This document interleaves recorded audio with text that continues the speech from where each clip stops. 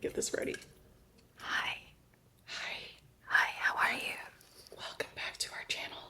Welcome back. Oh. Did you hear that? Yeah, I'm gonna take a sip. Do you think we have everyone's attention?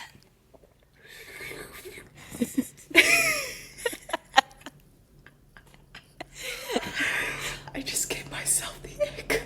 Oh. Why does this make me laugh? Like, is that beer? No, it's a spindrift. Peach strawberry, unsweetened. Love it. Welcome, everyone. Welcome. You've just got Grace with her beverage. Hello! You've reached Taste, the podcast that sweetens up the blockchain and crypto-powered new internet, leaving a great taste in your mouth afterwards. This is Kelly, your host. I serve tasty conversations with seriously on-chain builders, innovators, and thought leaders every single week. In this week's pod, we are lucky to have Grace Guan, the other, more demure half of the Unlonely siblings. Grace may be the quieter half on social media, but her story is certainly full of rich and loud experiences. We speak to Grace about how her upbringing, having early exposure to a foreign land in Berlin, shaped who she is today, her time working in fashion, and how she fell into tech, specifically working at YouTube. The conversation then flows into the complexities of the creator economy, the pressures of content creation, some lessons from her MBA, and of course the founding of Unlonely. I really hope you enjoy listening and watching this conversation as much as I loved hosting it. Bon appetit. Okay, people are going to think that the whole sound's interview is broken. gonna be- yeah. We just wanted to get your attention because Hey, this is who going to be a doesn't great conversation. An ASMR intro. Yeah. Imagine if we just did the entire interview whispering. Right. I think there would be some really disturbed people who would Yeah. listen to this and maybe fall asleep to it. Yeah. I don't think New you have to be concept. really disturbed to be a part of that category. Sorry. No judgment. shade. Yeah.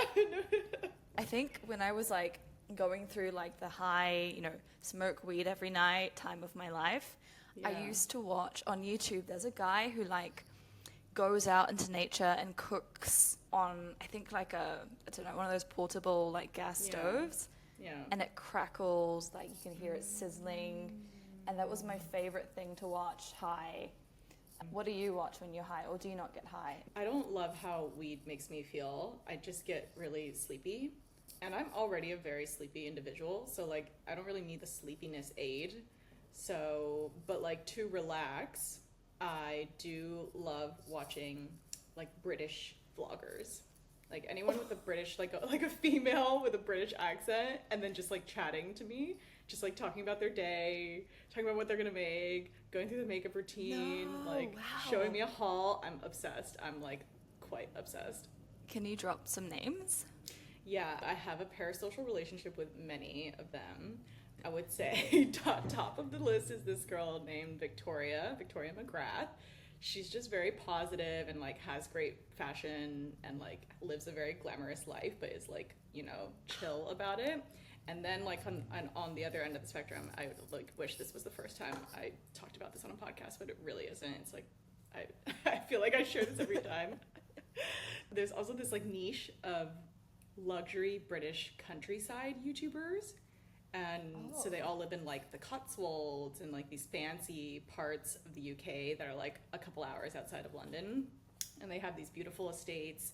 They're constantly renovating the homes, they're always making new additions, they're expanding their gardens, they're getting chickens.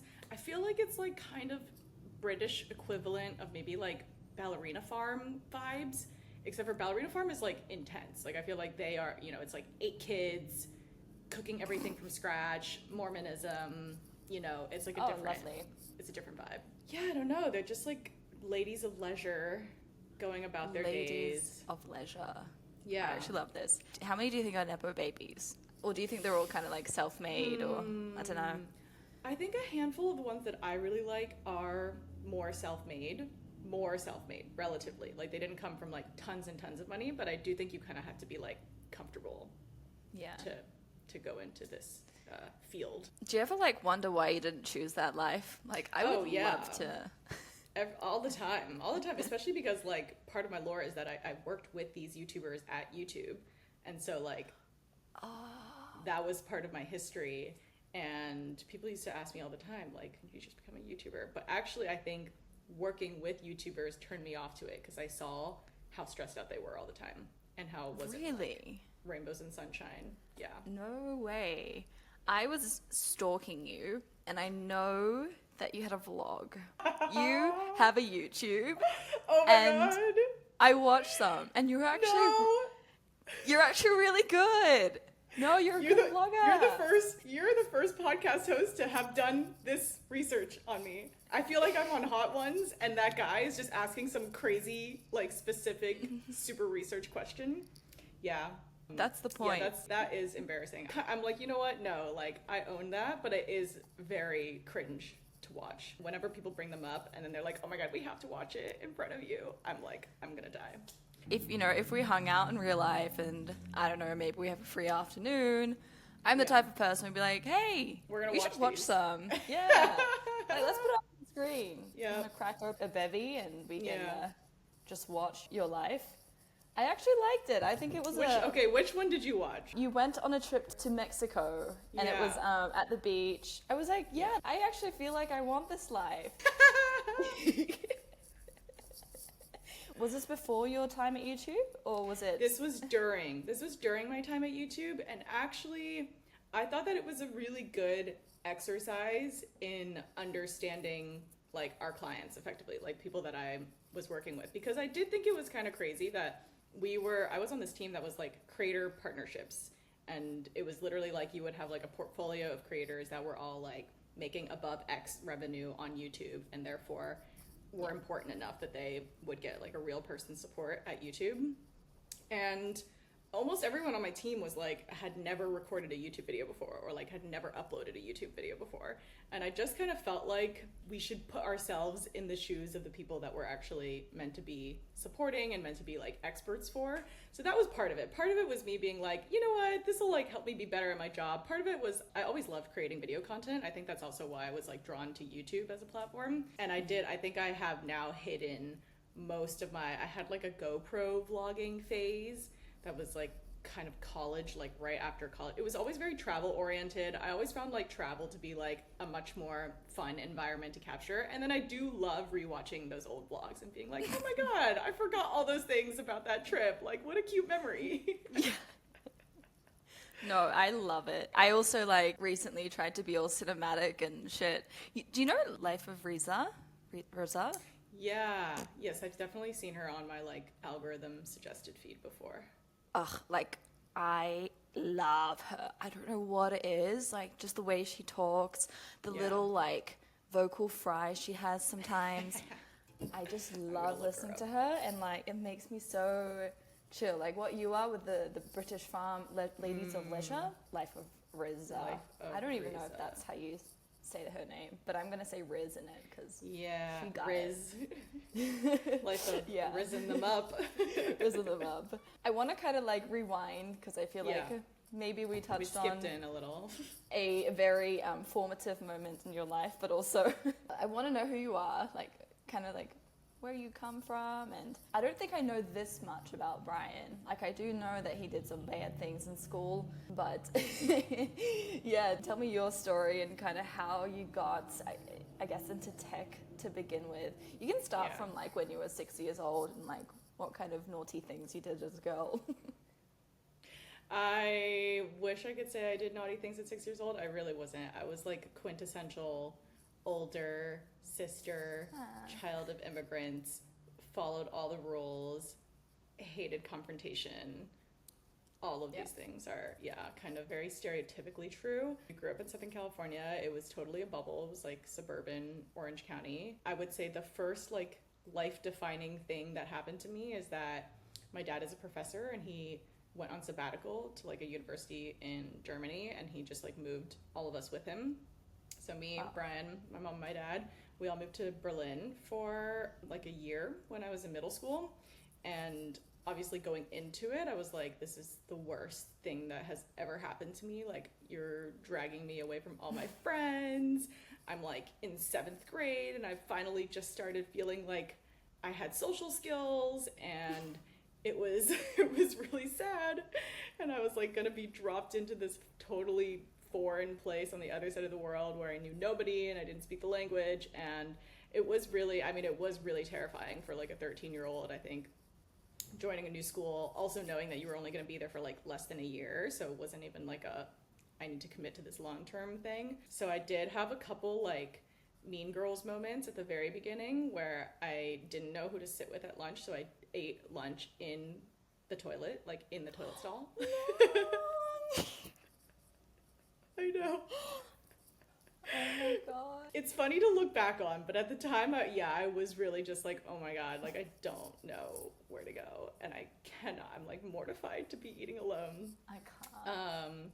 But luckily, this turns into this has a happy ending. I made friends. I made like amazing like lifelong friends. Like I've gone to their weddings in the last few years, and ended up like just loving it there. Like I loved having independence, because like in California you can't do anything if you don't have a car, if you're not like at the age where you can drive around. And so like public transit was mind-blowing to me, and just like meeting people from all over the world. Very international school. It was like a German American school, and so it ended up being like all these kids of diplomats and people who work for the UN and whatever that were just like in and out for, they lived a very transitory life. Like they would be like stationed there for like a year and a half or 2 years or something. Yeah. Which was super interesting, really, really different from, again, suburban Southern California. And yeah, I think it was probably the first time I felt different. Like I think in California, I was like, oh, I'm one of like literally a billion Asians like me, all trying to do the same things, like all with the same like goals and dreams and ambitions. And it's just like hyper competitive. Whereas there, it didn't, like everyone was kind of swimming in their own lane. And I think that was like a very, like eye-opening experience for me. Yeah. I heard, like, if you grow up in SoCal, you don't really, like, feel racism. Yeah. Would you agree? As an Asian. Racism, it feels hard to feel like you're experiencing racism when you're in, like, a majority-minority type of dynamic. You see, like, so much of yourself in like, where all the spaces that you go to. It wasn't really, I think, until COVID that I felt like I ever experienced any form of racism. Yeah. That's crazy, by the way. The COVID thing was nuts. Like I don't know, every day I was reading a new article that was like, Asian woman driving her car gets like rock thrown at her, and you're like, what the fuck? The thing I hated most was like when they attacked the elders. Yes. Oh my god, yes. Can't. That really, really got to me, because I was, like my grandparents were living with us the entire time during COVID, and I had moved home, so I was back in Irvine, and I remember we would like want to take them out every once in a while, like to the beach, and like take them on a walk or something, and I would be scared to leave them alone, because I was like, what if someone decides that they're the people that they want to get angry at right now? I don't know. It was very, very nonsensical. Wow. Older Asian, grandpas and grandmas, I have a special place in my heart for them. Like, I also feel like the non-Asian grandpas and grandmas are fragile, but I always see them, like, fighting back in my head. I'm like, oh, they have, like, a walking stick. They can probably, like, hit someone. But I don't know what it is, like, when it comes to Asian old people. They're defenseless. Don't do that. Like, they've been through so much. Like, they've been through the wars, and they don't need this. Yeah, sad times. But, the world is, I don't think, like, I'm generally quite optimistic. I feel like right now, especially after COVID, everything has just been like worse. Like, everything is going downhill. Like, I don't care. But if you look at the world objectively, I sometimes think, like, I don't think the world has ever been in such a state. This is like the worst state. But I'm generally optimistic, but everything fucking sucks right now, and there's no redemption. On fire. Yeah, it's all downhill from here. Yeah. Anyways, you know, I still drink my coffee, say GM, whatever it takes to survive. Okay, so you had a formative moment because you moved to Berlin. You made all these great international friends. You ended up back in the US, right? Yeah. For college? Yeah, for the kind of rest of my childhood. Yeah, this was just like a less than a year, like little blip thing. But I think it did kind of take me from being like, this is my whole world, to like, oh, wow, there's like a much bigger world out there. I was back in the US. I went to school, or I went to college on the East Coast. I wanted to be a fashion girly.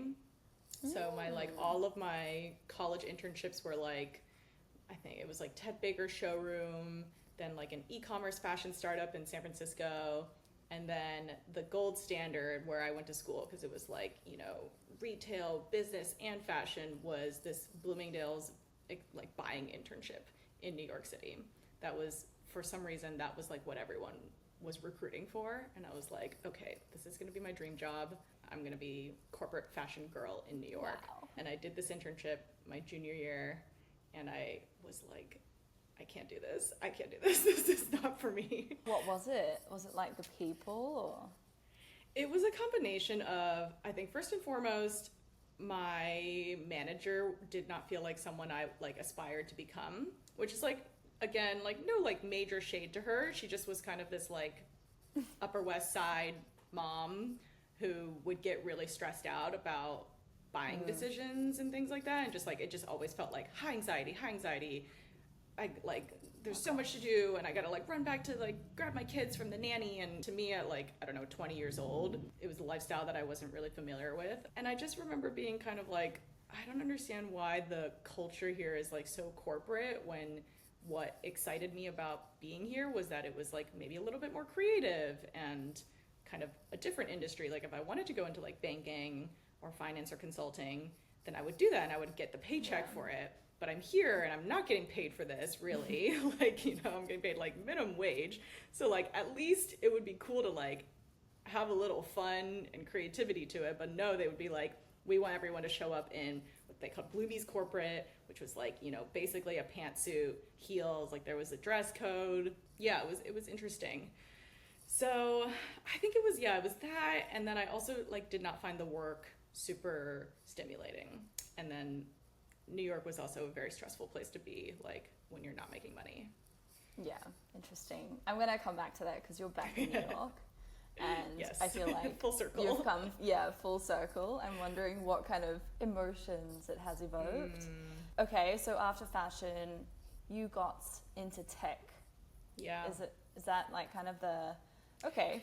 It was basically like, I had put so much into this fashion route that actually not liking that internship was a little bit of like a oh shit moment. Like, what am I gonna do with my life now? Like, I cannot pigeonhole myself to like this one industry. And so I had like senior year left of college, and I just recruited for anything. Basically, I was like, okay, like any on-campus interview that I can get. I don't even know how many interviews I did that year. I probably did like 30 plus interviews, and had all these random super days that, I don't know, in DC, in Seattle, in New York, for like random ass companies. And I had kind of like, I knew one of my main priorities was I wanted to end up back on the West Coast.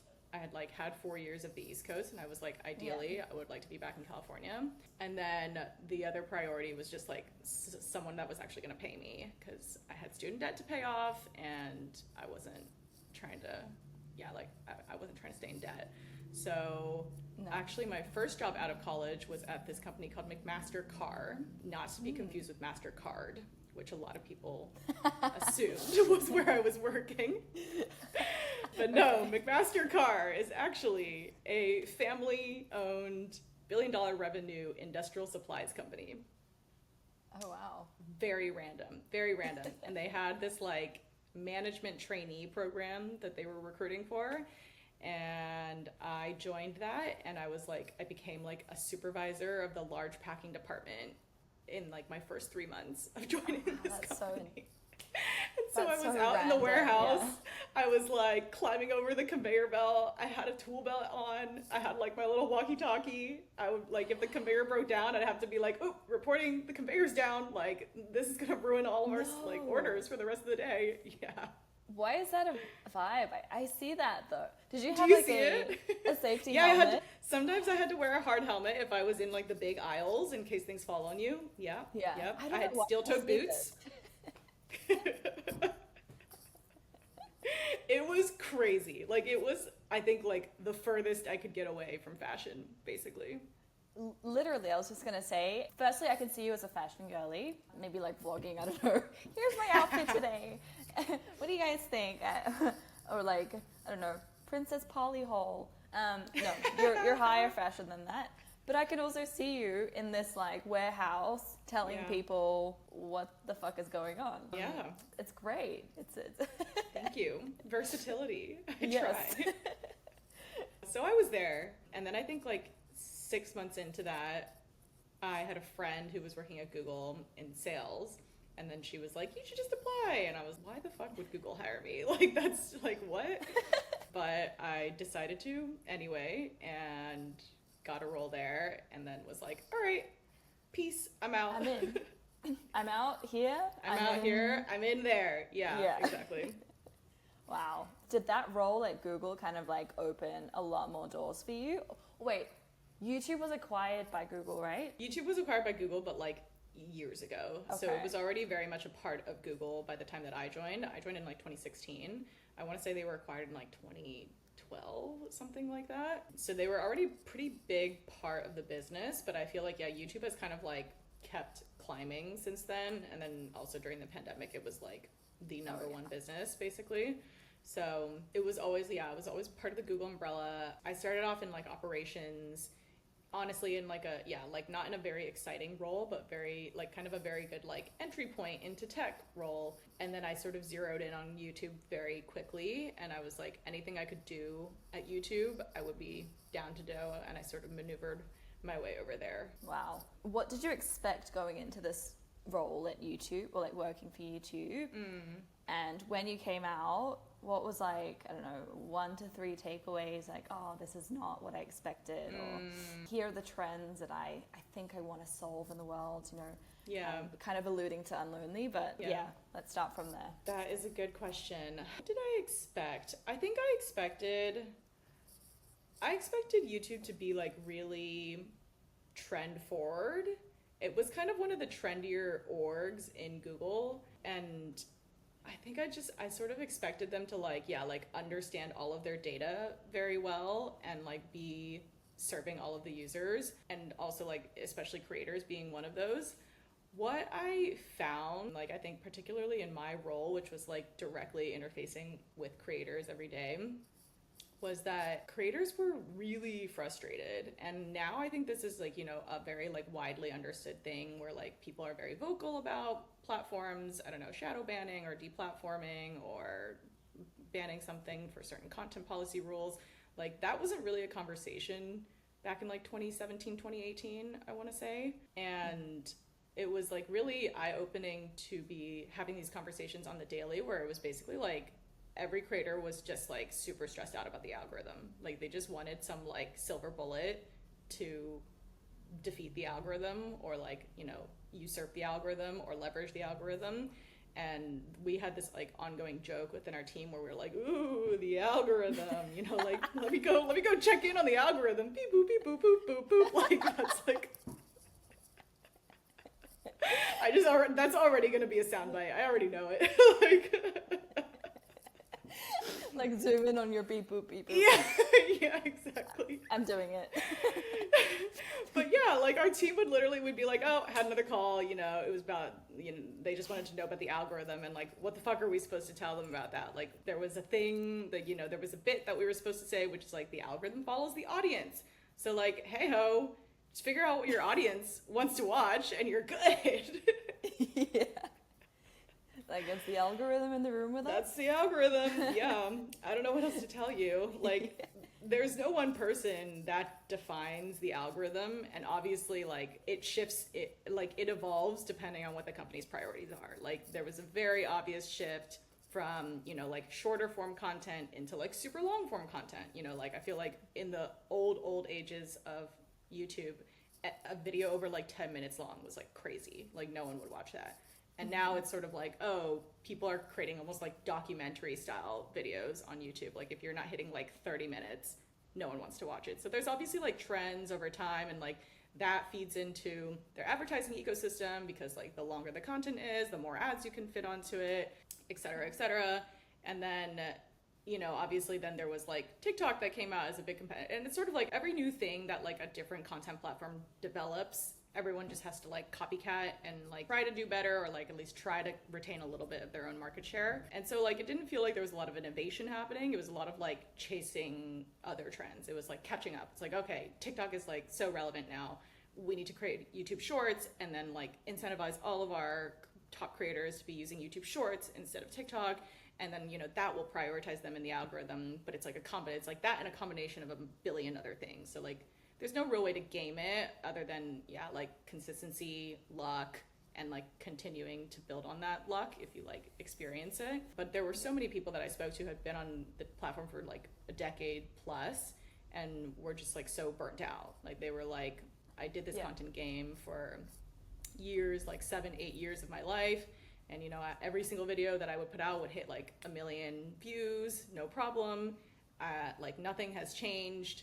And now I'm getting like 100,000 views. Like what am I supposed to do? And I'm like, well, part of the problem is that nothing has changed, probably. Like maybe people don't want to see like the same exact type of boilerplate content you've done for years and years and years. Like you have to stay fresh, but you also have to stay consistent, but you also have to bring your audience along that journey, but also your audience will phase out and like it will change over time. So it's a lot of things, and that kind of brings me back to the like, I do feel like it's actually very existentially stressful to be a creator, because your success of your brand is like, it's just yourself, right? It's like, oh, and it's really easy to take that personally, and not, it's like, obviously it's very personal. I feel like if like Unlonely doesn't grow in the way that I want it to, but it's not like Unlonely is a direct reflection of my personality. It's something that I'm building and something that I want to like create and have it be like something successful in the world that like people want to use. But it's not like, oh, people stopped liking me. Like, they don't relate to me anymore. So that's why this product died.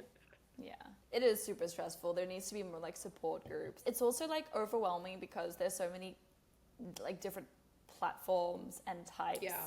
Yeah. What, like you can't, I don't think creators can afford to test anymore. Like it's really like, yeah, I would just give up and go live on a farm. Like, exactly. You could contentize that. You could monetize that. right.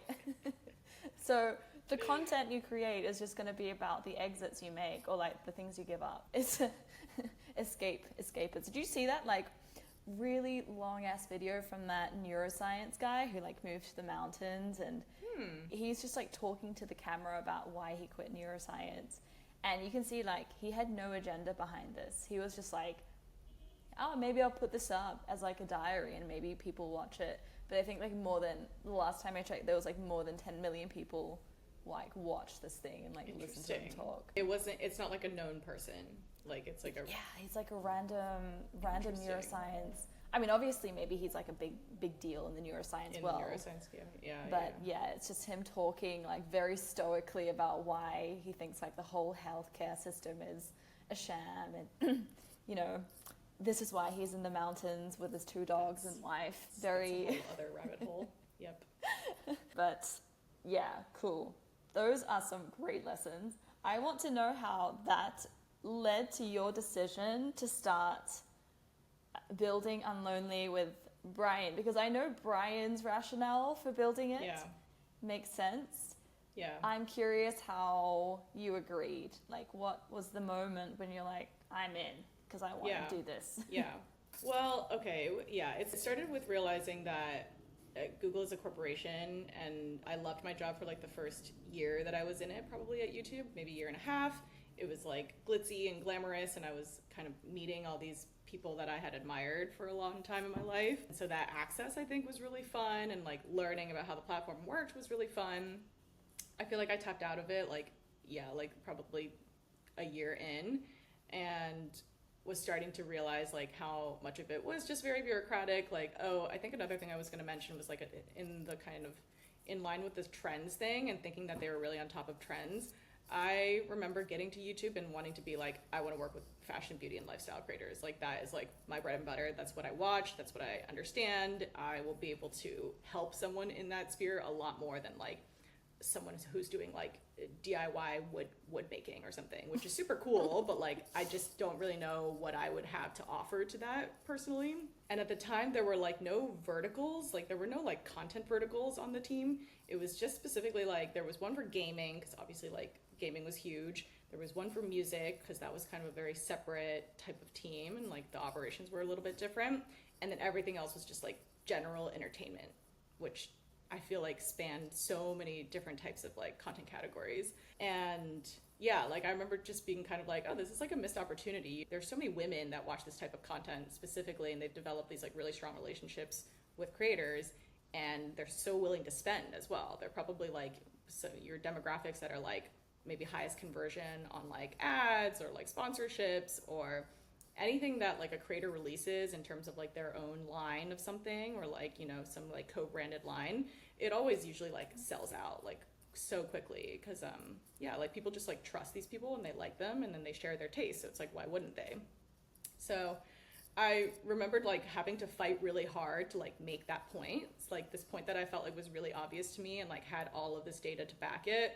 They were kind of like, oh, yeah, I don't know. We've never really done that before. Like, that's not a vertical we understand, or like we don't do verticals here. Like, it is just like general content, general entertainment. What? And like, we just like split that across all of you guys. And I was like, well, that makes no sense. Like, I have no expertise in these other areas. Yeah. Like, Wow. so yeah, that was kind of an interesting. And then like anytime I would try to like bring forward like an idea that I had, it kind of felt like the initial response was always like I don't know, maybe not the right time. And then it would just take me like drilling it into, I don't know, my manager or my skip manager or my director like 4 or 5 times before they would finally be like, okay, all right, we could try this for you. Like, here are some things, like, you know.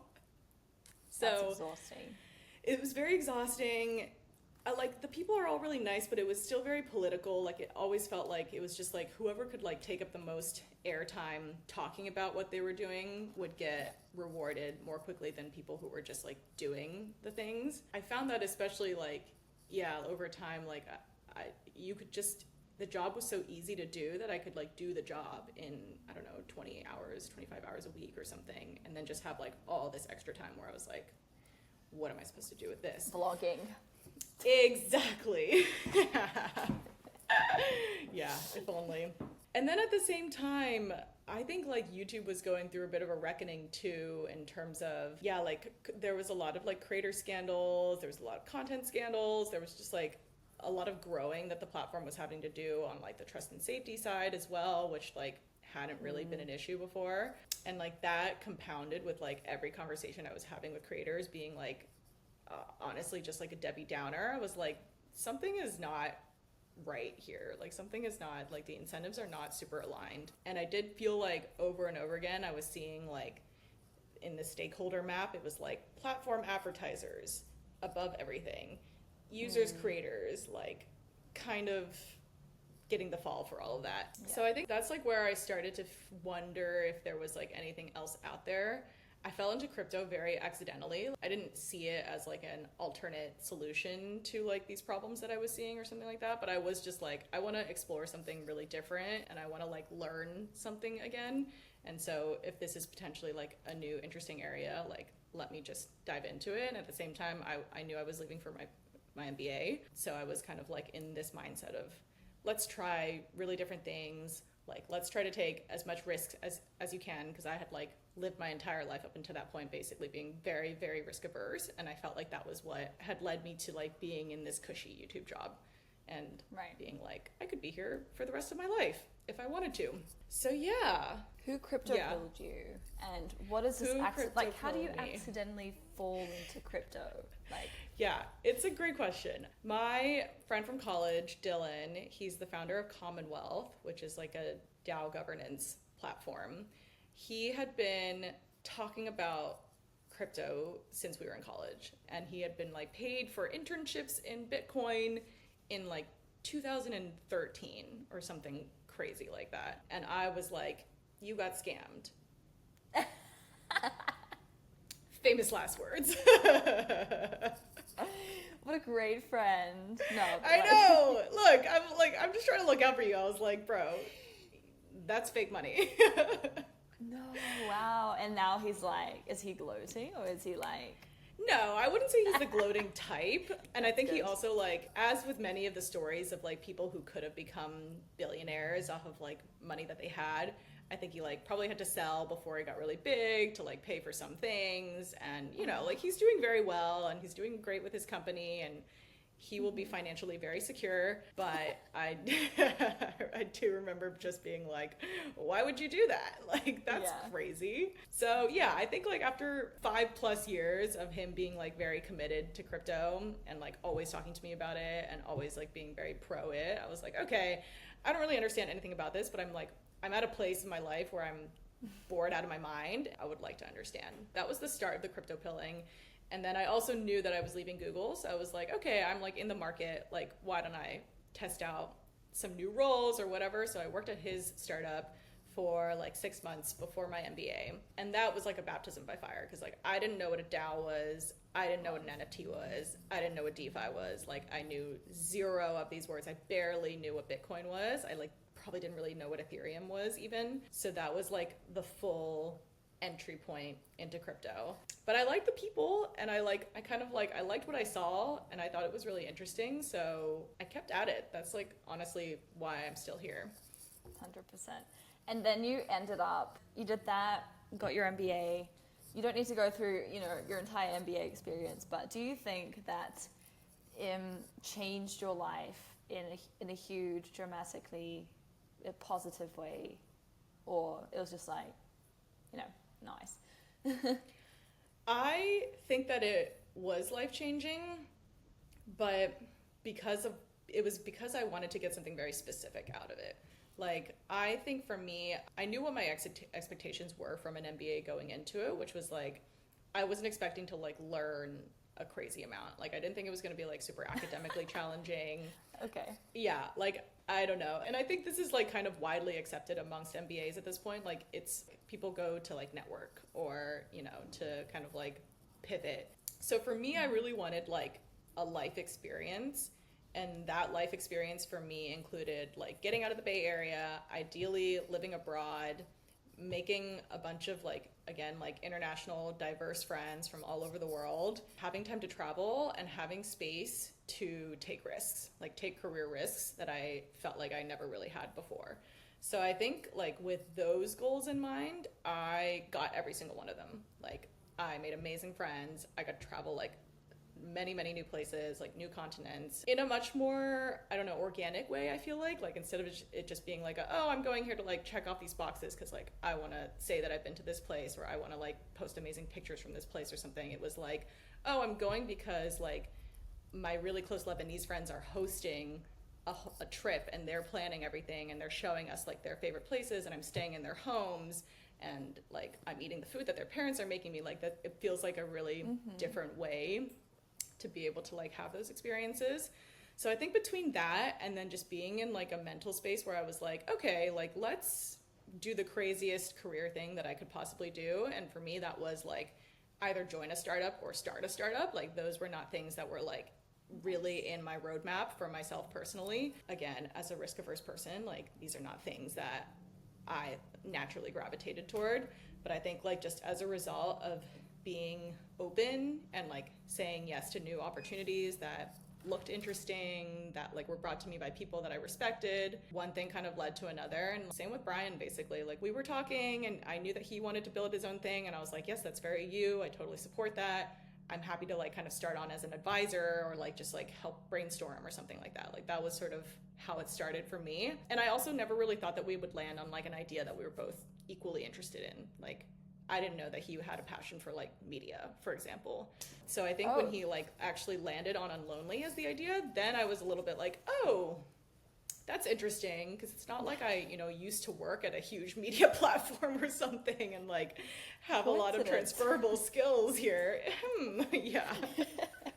What did you think he was interested in? I'm just As an older sister, like, you look at your brother, you're like, oh man, you're gonna be a I had no idea. Okay, and my mom says this all the time. She's like, Grace, we always felt really like secure and confident and comfortable that like you were gonna make something of yourself and you were gonna take care of yourself. Like we had no worries. Brian, total wild card. We had no idea if he was gonna be like homeless on the streets or like uber successful. Like it could be anything. Yeah. And I think like that's kind of true. Yeah, like in college he studied chemical engineering and math, but like it didn't feel like he had a particular passion for chemical engineering, right? Like the most lucrative job for chemical engineers is like in the oil and gas industry. So I was like, is he gonna go into oil and gas? Like I don't really see that for him. Seems, I don't know, it seems really traditional, it seems kind of boring. So then like startups I think made sense, but I didn't know what types of startups. I thought maybe biotech, because I was like, okay, yeah, he's like kind of got a science-y edge there. And I have no idea. Like I was like, okay, we'll see where he ends up. Well, he's in a different kind of gas now, though. He is. Sorry. Cool. So what has it been like working with him? And how did you move from advisor to like co-founder? What was the conversation like? Brian, I love you, but you can't do this alone, or like what? No, I wish it was more like that. No, or actually no, I'm happy with the way that it happened. It was Brian aggressively pitching me on it for like 6 months. Aww. And me being like, yeah, so it's very sweet. It is very sweet, but I was just like, dude, we've never worked together. I don't know what your working style is like. I only know what it's like to be your older sister and have like sometimes parented you from time to time. And like those were very frustrating experiences, to be honest. So like I don't know that working together would make the most sense. So there was like, I did have a little bit of internal resistance, but like I think again, this was kind of the beauty of the MBA. He started working on Unlonely about halfway through my MBA. So I had like the whole like second year to effectively like help work with him on it, like almost full time. I was still doing the MBA. I was still like doing some other internships here and there, but I was like pretty committed to it because I was like, you know what, like if we're gonna like do this, then like we should do this. He did like for a while, he was like, you should drop out of the MBA and do this. And I was like, no, like I'm not gonna do that. Yeah, like sorry, sir, you like have built an MVP that has like 6 users, no funding, and like you want me to drop out of you want me to like change my whole life for this, basically. So the timing worked out well, where we got like our check from Multicoin in like April, and I graduated in July. So it was sort of like just in the right time frame where I was like, okay, we can afford to pay ourselves, and we'll have like a few years of runway depending on how we hire and depending on how we spend the money, that I was like, okay, this is like de-risked enough for me. De-risked. And like I had and we'd been working together for a year at that point, so I was like, okay, I have a better sense of like what your working style is, and you're actually a much more reliable and consistent individual in the workplace than I expected. So that was sounds helpful. Like the best thing you could hear from your like manager on a one-on-one. After much thought, this is how I knight you. So wait, between that, I know you worked with Bright Moments. Yes. Is that, like, when did that happen? Was that during your MBA? That was one of the internships I did during my MBA. Yeah. So I did like a VC internship, and then I worked with Bright Moments for probably like 6 months as well, like in like a part-time capacity. Awesome. Okay. Crack. Crack Very cool. crunch. And I actually love like the dynamic between you two, but I feel your frustration sometimes. Like I feel like he's the hype man we all need.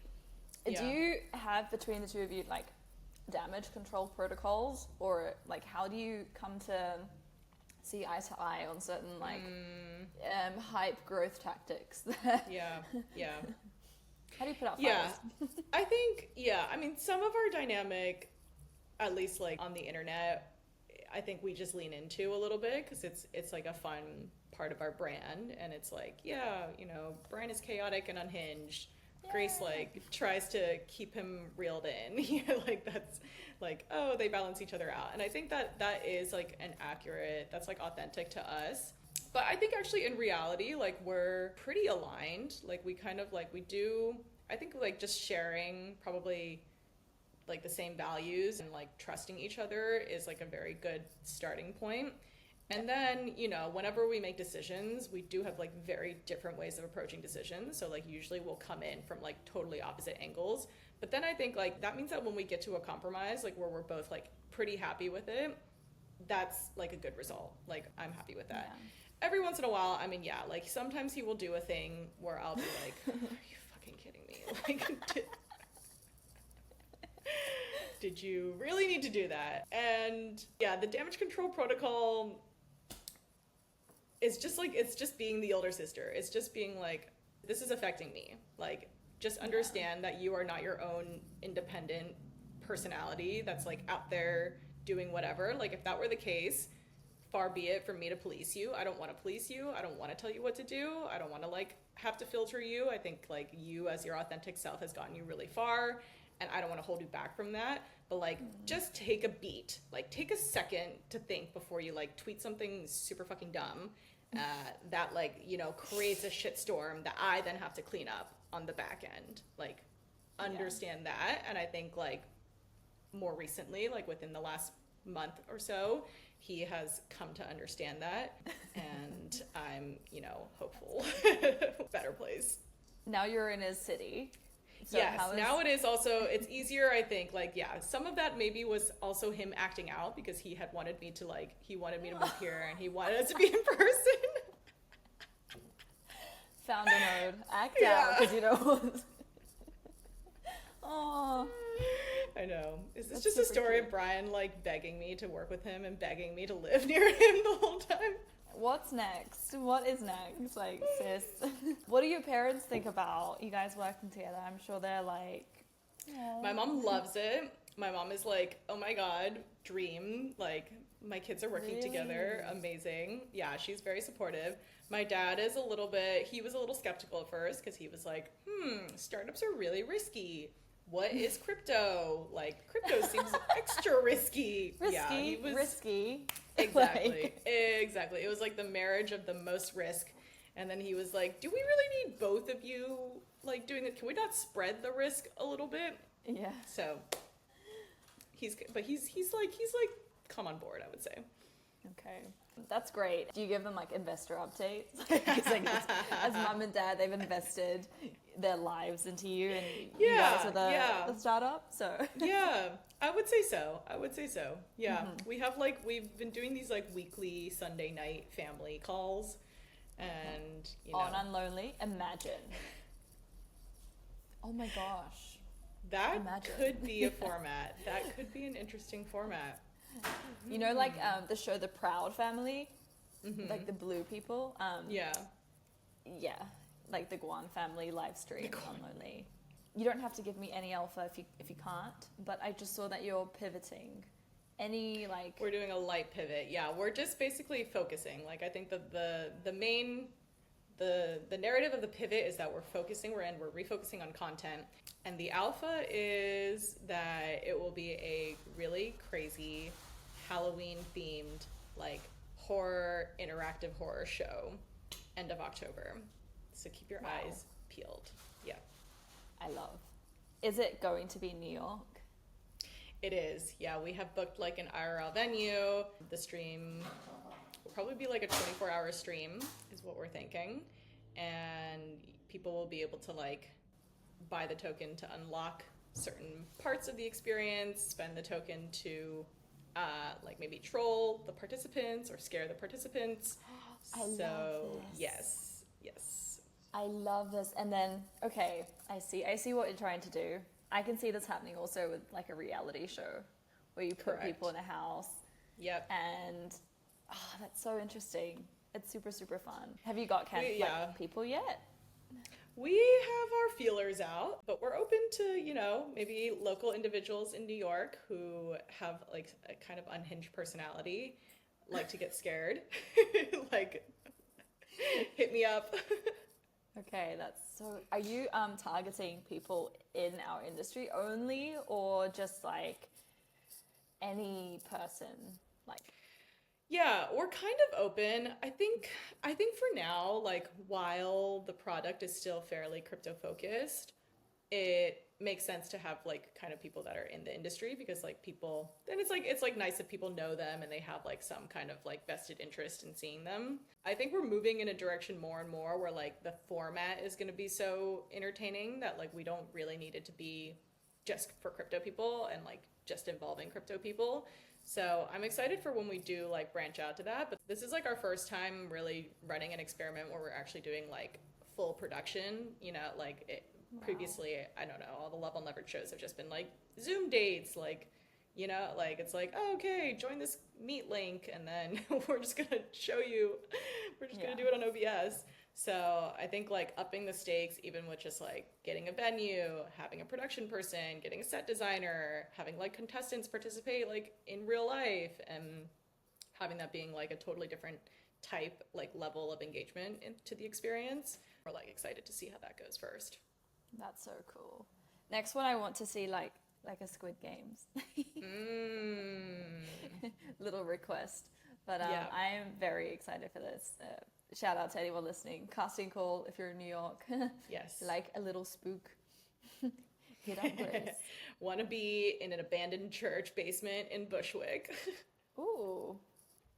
Yes. That will be the vibes. Indeed.